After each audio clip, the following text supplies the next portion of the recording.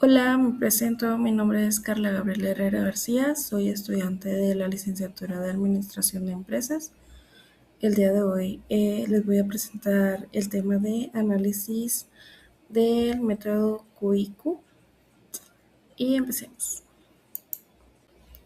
Bueno, el método QIQ, que significa análisis cualitativo y cuantitativo, pues es una herramienta muy importante dentro del análisis e interpretación de estados financieros, que básicamente es el tema principal de esta materia.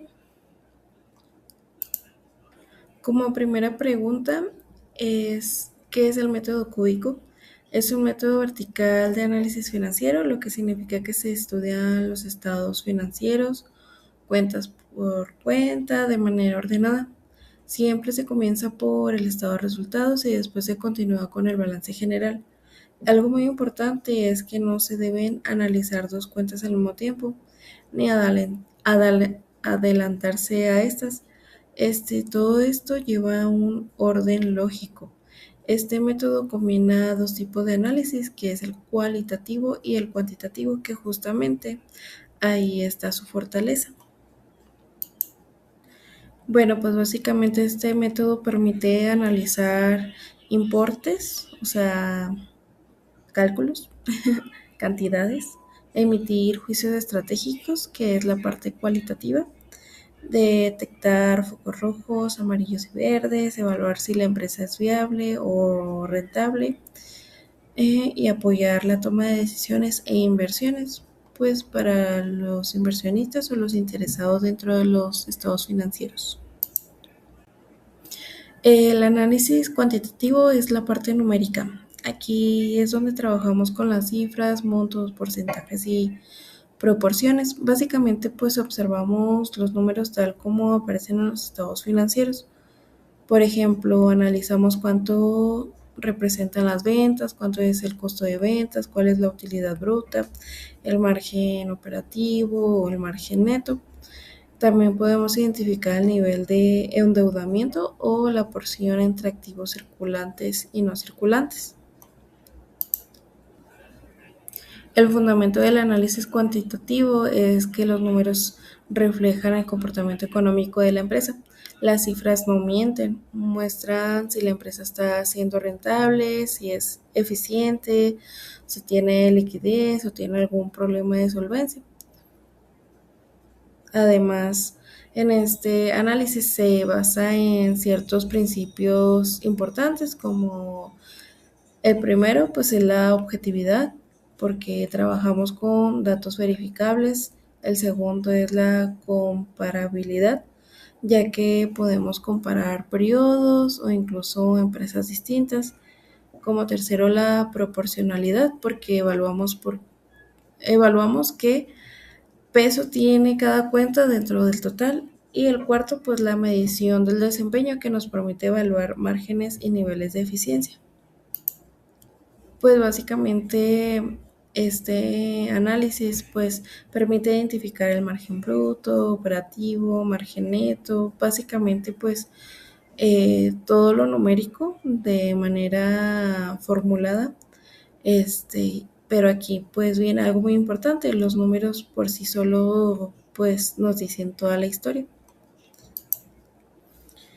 Y en el análisis cualitativo, este completa al análisis cuantitativo, porque pues interpreta lo que son esos números, qué significan. No solo se queda en que hay utilidad, hay pérdida, sino que se pregunta por qué pasó esto, qué es sostenible, cuál es el riesgo. En sí, su fundamento se basa en evaluar la calidad de la información financiera al analizar el contexto económico de las empresas o de la empresa en cuestión, y es identificar las fortalezas y debilidades, y pues en sí se emiten juicios profesionales fundamentados. A diferencia del cuantitativo, pues el cualitativo tiene una parte más interpretativa, es un poco más subjetivo, porque bueno, pero siempre debe ser sustentado en datos, en este caso, pues en el análisis cuantitativo.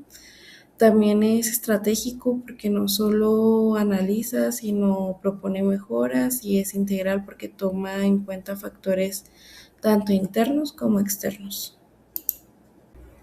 Gracias al análisis cualitativo, pues podemos determinar si la empresa es funcional, si su modelo de negocio es sostenible, si su endeudamiento es estratégico o riesgoso, si su rentabilidad realmente es adecuada o si existen focos rojos financieros. De hecho, algo muy interesante del método QIQ es que permite detectar focos verdes, amarillos, rojos. Básicamente, pues como un foco verde, pues indica buena estabilidad. Un foco amarillo, pues señala alguna advertencia, algún riesgo, y un foco rojo, pues representan problemas ya severos que pues sí requieren de una atención inmediata. En cuanto a las generalidades del método, es muy importante respetar su estructura. Como mencioné antes, es un método vertical. Se analiza cuenta por cuenta, sin saltar pasos. Siempre se indica con el estado de resultados porque ahí es donde vemos la generación de utilidades. Y después pues, se analiza el balance general, donde observamos la estructura en sí financiera de la empresa, es decir, qué tiene la empresa y cómo lo están financiando. Al final, pues se debe hacer una conclusión global, integrando todo el análisis cuantitativo como el cualitativo, es decir, o sea, no solo decir los números, sino emitir un juicio profesional completo. Pues en conclusión, el método QIQ es una herramienta integral que combina la precisión matemática con la interpretación estratégica. Este no se limita a observar cifras, sino que busca comprender la realidad financiera de la empresa. Personalmente considero que este método es muy completo porque no solo nos ayuda a medir rendimiento real de la empresa, sino que también a evaluar si es viable, rentable, sostenible a un largo plazo.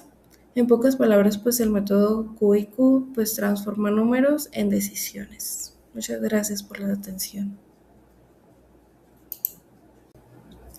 Pues en base a lo explicado anteriormente en la presentación, vamos a continuar con estados financieros para verlo más en la práctica. Bueno, como se había comentado dentro de la presentación, siempre se empieza por observar el estado de resultados, porque nos da las utilidades o las pérdidas de la empresa y pues básicamente pues nos dice en sí cómo estuvieron sus ventas, sus ingresos, tanto sus gastos dentro de un periodo establecido. Como podemos observar dentro del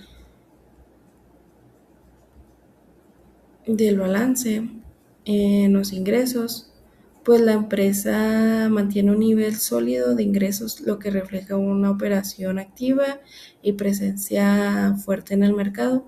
Esto pues demuestra capacidad comercial y estabilidad de ventas. Nos da un 1%.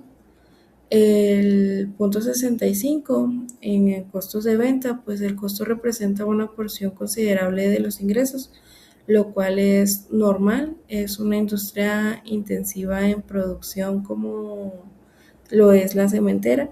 Sin embargo, pues requiere un control constante para proteger los márgenes.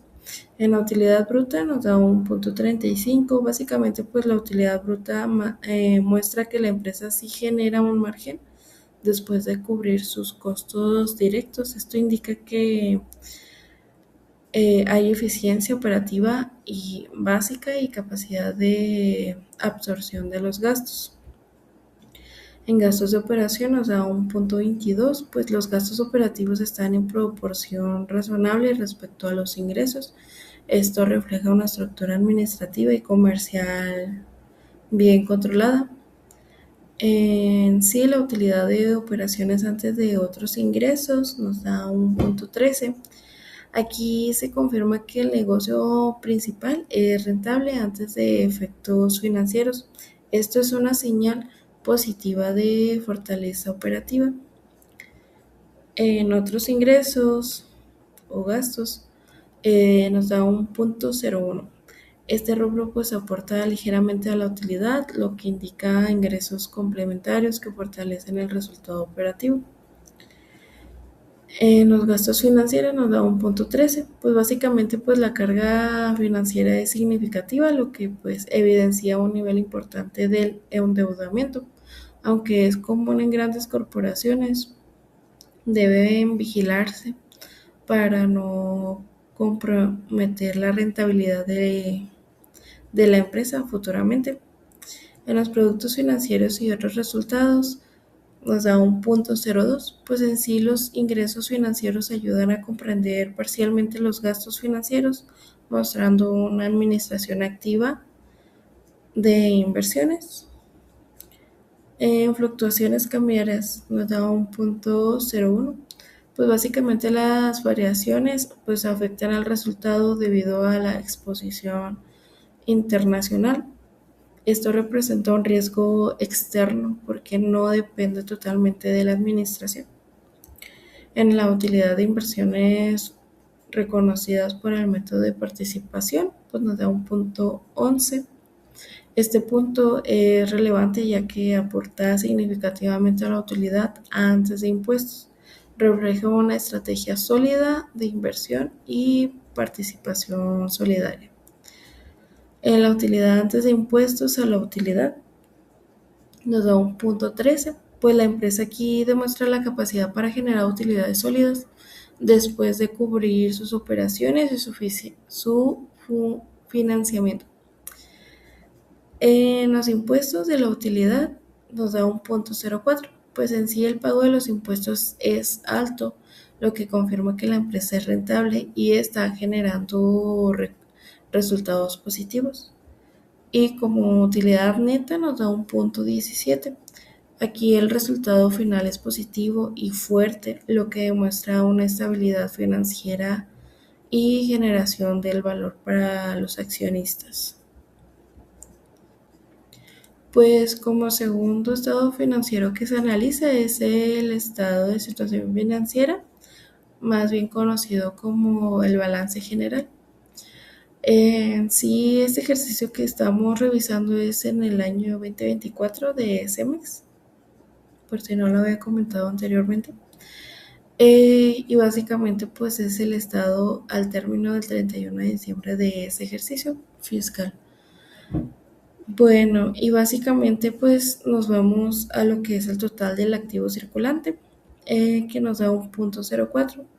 Esto representa una porción menor del total, de lo que indica que la empresa no concentra su estructura de liquidez inmediata, sino en inversión a largo plazo, mediante que en el total de activo no circulante nos da un punto 96. La mayor parte del activo pues está en las inversiones de activos fijos, por lo cual es coherente que una empresa industrial tenga, porque es pues en sí a grande escala.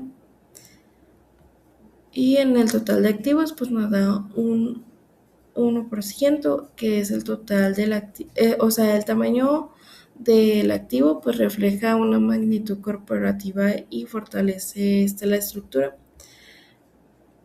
Como ya lo mencioné, el activo circulante pues puede variar por las cuestiones de qué es lo que nosotros tenemos al alcance, y que se puede mover muy fácilmente, mientras que nuestro activo no circulante, como maquinaria, equipo, entre otros activos, pues estos van a tardar un tiempo en que sigan siendo de beneficio para nosotros.